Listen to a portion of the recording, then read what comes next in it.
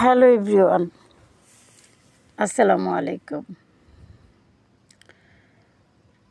খুব ক্ষুধা পেয়েছে। সন্ধ্যায় নাস্তা কী বানাবো, তাড়াতাড়ি একটু ইজিভাবে পাস্তা রান্না করে নিলাম। সেজন্য এখানে আমি ডিম ঝুড়ি করে ভেজে তার সঙ্গে পেঁয়াজের যে পাতা সেটাও দিয়ে দিচ্ছি। মুরগির মাংসটা সিদ্ধ হওয়ার জন্য আমি একটু ভালো করে ভাজা করে নেব। এখানে আমি সয়া সস, টমেটো সস এগুলা দিয়ে দিলাম।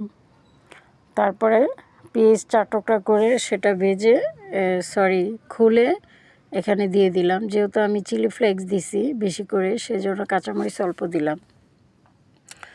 আর এখানে আমি কিছু সবজি ইউজ করছি, সেগুলো হচ্ছে ফুলকপি, তারপরে মটরশুঁটি, বটবুটি যেটা, সেটা লম্বা করে কেটে মাঝখানে ফাড়ে নিচ্ছি।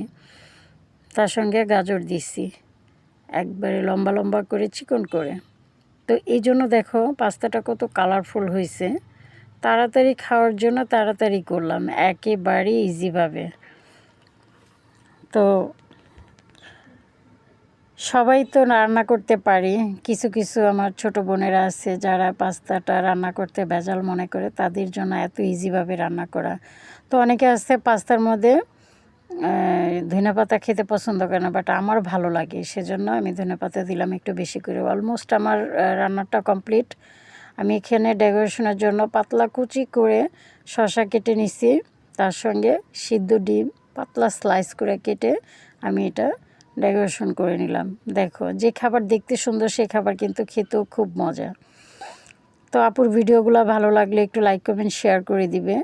ভালো থেকো সবাই, তোমাদের জন্য দোয়া করি, আল্লাহ ভালো রাখুক, আমার জন্য তো।